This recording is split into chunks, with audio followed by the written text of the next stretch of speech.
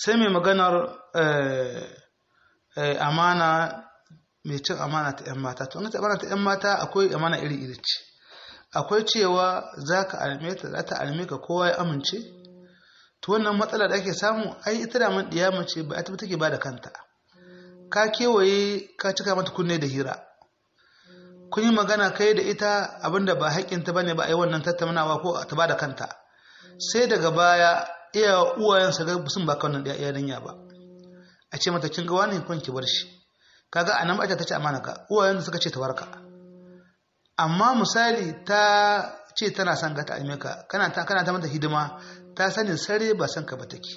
Ta rika amsa kan sa ka wahala, tana dora maka yauni, kana mata kayan sallah, kana abubuwa, kana mata alhali batta ne a ramanka. Kaga wannan cin amana ce, mana yaudara. Ana mata tuna yaudara, ba amana ba, yaudara ce wannan. Wannan lahi ne.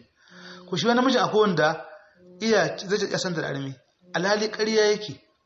Akwai da yake so ya arma, ita bai santa da armi, ko kun rike ta ne, ko zama da ba mata bugun abu. Kaga nan ma akwai cin amana, akwai yaudara, ka yaudare ta, ka hana ta taron wanda zai hudo mata, kai ka zo ka ne ka ne ga na kuma tana son ka. Kaga nan ma akwai yaudara. A takwan shi ne ake cewa yaudara a cikin zamantakewa.